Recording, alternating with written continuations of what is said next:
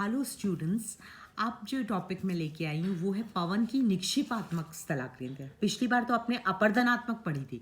दो तरह से स्थलाकृतियाँ बनती है, एक तो अपर्दन से, दूसरा निक्षेप से।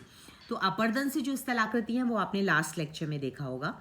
अब हम देख रहे हैं निक्षेप से कौन कौन सी पवन के निक्षेप से, पवन द्वारा निक्षेप से कौन कौन सी स्थलाकृतियाँ बनाई जा सकती हैं। पवन द्वारा रेत एवं बालू के निक्षेप से विभिन्न प्रकार के टीबे या स्तूप बनते हैं, जिन्हें हम कहते हैं बालू का स्तूप या सैंड ड्यून्स। तो पहली स्थलाकृति आपकी हो गई है सैंड ड्यून्स। अब सैंड ड्यून में कई तरह की डिफरेंट वो है जो बालू का स्तूप है। एक है पवनानुवर्ती बालू का स्तूप, यानी कि पवन की दिशा में उसके समानांतर निर्मित लंबे लंबे स्तूप को पवनानुवर्ती या अनुदैर्ध्य स्तूप कहते हैं। जो पवन की दिशा में ही जो स्तूप बनते हैं उनको पवनानुवर्ती, पवन के समानांतर बनने वाले स्तूपों को कहते हैं। दूसरा है अनुप्रस्थ बालू का स्तूप। अनुप्रस्थ बालू का स्तूप का निर्माण पवन की दिशा के समकोण पर होता है, जो उसे आड़े बालू का स्तूप या अनुप्रस्थ बालू का स्तूप बन जाते हैं। ठीक है ना, यानी कि ये समकोण पर बनेगा, पवन की दिशा के समकोण पर, उसे कहेंगे अनुप्रस्थ बालू का स्तूप। अब है बरखान या बरकान। ये बड़ा फेमस है। बरखान आपके एग्जाम्स में, कॉम्पिटिटिव एग्जाम्स में बहुत पूछा जाता है। बरखान अनुप्रस्थ बालू का स्तूपों के ही विशिष्ट रूप हैं। इनका आकार चापाकार होता है। बरखान मुख्य रूप से प्रचलित हवा पवन के अनुप्रस्थ दिशा या समकोण पर निर्मित होते हैं। इनके शिखर पूर्ण तरह विकसित होते हैं और दो सींगों की तरह निकले रहते हैं। बरखान के मध्य में सर्वाधिक ऊंचे होते हैं, यानी कि ये बीच से ऊंचे होते हैं। इनका निर्माण उस समय होता है जब रेत की पूर्ति तथा पवन का वेग दोनों सामान्य हो। और पवन भंवर बरखान के पवन विमुखी ढाल के में गर्त बनाकर उसका ढाल अवतल कर देता है ना। एक तरह से उसका ढाल जो रहेगा वो अवतल रहेगा। प्रचलित पवन के साथ बरखान पवनानुमुखी ढाल की ओर रेत को उड़ाकर पवन विमुखी ढाल की ओर गिराती है। तो इस क्रिया के कारण बरखान निरंतर आगे खिसकते जाते हैं, यानी एक स्थान से दूसरे स्थान पर ये शिफ्ट भी होते हैं। बरखान आपको रेगिस्तान में वैसे नॉर्मली आपने देखा होगा, मैंने बीकानेर वगैरह उस साइड पर मेरा रहने का अनुभव रहा है, तो मैंने देखा है कि जैसे ये जो टीले हैं वो इस तरह से होते हैं कि जैसे रात में टीला था लेकिन मॉर्निंग में आपको वहाँ टीला दिखाई नहीं देगा, क्योंकि रात भर में पूरी रेत उड़ करके शिफ्ट होकर के किसी दूसरी जगह चली गई और वहाँ दूसरी जगह टीला बना दी। जहाँ आज टीला दिख रहा है वो शिफ्ट होकर के कुछ समय बाद आपको प्लेन दिख सकता है, और जहाँ प्लेन दिख रहा है वहाँ टीला दिख सकता है। तो काफ़ी शिफ्ट होती रहती है रेत, क्योंकि लूज सैंड है, एकदम खुली हुई और उस तरह की सैंड है।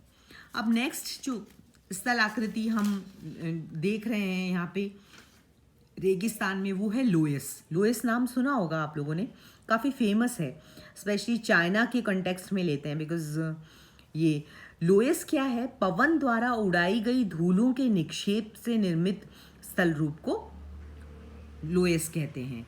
ये एक जर्मन विद्वान ने पश्चिमी चीन में इस सबसे पहले जर्मन विद्वान जो है रिश्तोफन द्वारा उत्तरी पश्चिमी चीन में इसका अवलोकन किया गया, और इसको वहाँ फ्रांस में अल्सस प्रांत के लोयस नामक ग्राम में इस तरह की लूज सैंड देखी, तो उसी के नाम पर इसका नाम पड़ गया लोयस के उस लोयस के समान ही उन्होंने मिट्टी चाइना में भी देखी, तो जो रेगिस्तानी भाग था, तो उन्होंने लोयस इसका नामकरण किया। तब से ये लोयस नाम से ही प्रचलित है।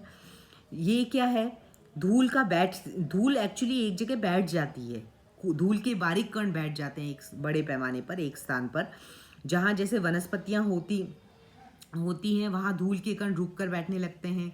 वर्षा का जल पवन के साथ मिली धूल को नीचे बिठा देता है। धूल के कण आपस में संबंध होकर नीचे बैठते हैं। लोयस में सिल्ट, मृत्तिका, कुछ रेत होती है।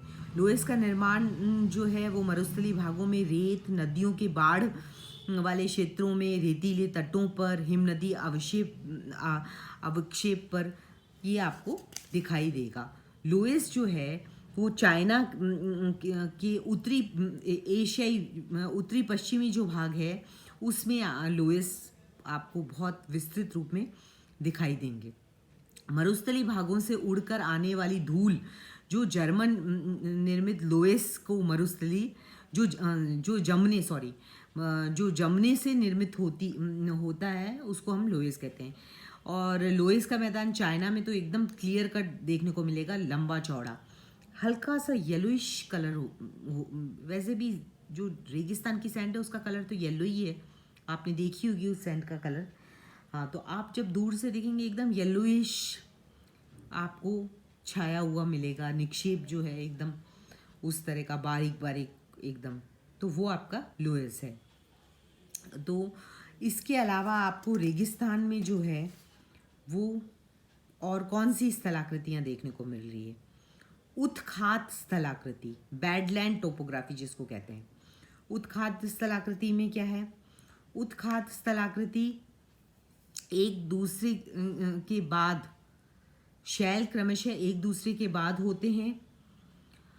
परतदार शैल, वहाँ पर असामयिक वर्षा के कारण छोटी छोटी जल की धाराएं बन जाती हैं जिनमें अपरदन के कारण, जिनके द्वारा अपरदन के कारण खड्ड बन जाते हैं, रेवाइंस, है ना, और गहरी घाटियां बन जाती हैं। इन खड्डों और गहरी घाटियों को अलग करते हुए ऊबड़ खाबड़ कटक बन जाते हैं।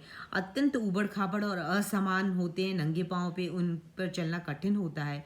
इस तरह की स्थलाकृति को उत्खात स्थलाकृति कहते हैं, जिसे कहते हैं बैडलैंड टोपोग्राफी। अब नेक्स्ट है प्लेया। प्लेया तो आपने बहुत सुना होगा, बड़ा कॉमन सा है। रेगिस्तान में पर्वतों से घिरी बेसिन को बाल्सन कहा जाता है और चारों तरफ से छोटी छोटी नदियां निकलकर बाल्सन में आ जाती हैं, परंतु कुछ रास्ते में सूख जाती हैं। बाल्सन में जल एकत्रित हो जाने पर अल्पकालिक झील बन जाती है। जल सूखते ही झील समाप्त हो जाती है। बाल्सन की तली में सिल्ट और नमक का निक्षेप हो जाता है और वह समतल हो जाती है। तो इस सूखी हुई जो बाल्सन में तो जल है, मौसमी जल, मौसम का जल भरा है, पर जब ये सूख करके ड्राई हो जाएगा और इसमें सॉल्टेड डिपोजिशन आपको दिखाई देगा तो इसे सूखी हुई झील को ही हम कहेंगे प्लेया। समझ में आ गया? प्लेया किसको कहते हैं? यानी ये नमक की जो झील है, एक तरीके से नमक के डेपोजिशन वाली। बजादा, अब नेक्स्ट है आपका बजादा। नेक्स्ट टोपोग्राफी है बजादा। प्लेया द्वारा पर्वतीय भाग में के मध्य में मंद ढाल वाले मैदान होते हैं। इस मैदान का निचला भाग जो प्लेया से मिलता है उसे बजादा कहा जाता है। इसका निर्माण मलबा के निक्षेप से होता है। ऊपरी भाग को पेडिमेंट कहा जाता है, निचले भाग को बजादा कहा जाता है। बजादा का निर्माण पेडिमेंट के निचले भाग और प्लेया के किनारे पर जलोढ़ पंखों के मिलने से होता है और बजादा के ढाल पर में पर्याप्त अंतर पाया जाता है। पर्वत के पास 8 डिग्री से 10 डिग्री होता है, जबकि प्लेया के पास इसका ढाल केवल 1 डिग्री होता है। तो ये आपको थोड़ा सा डिफरेंस मिलेगा। और बाकी बजादा के विस्तृत होने पर उस पर छोटी छोटी जलधाराएं बन जाती हैं और अल्पकालिक जलधाराओं के कारण बजादा कई भागों में विभक्त हो जाता है।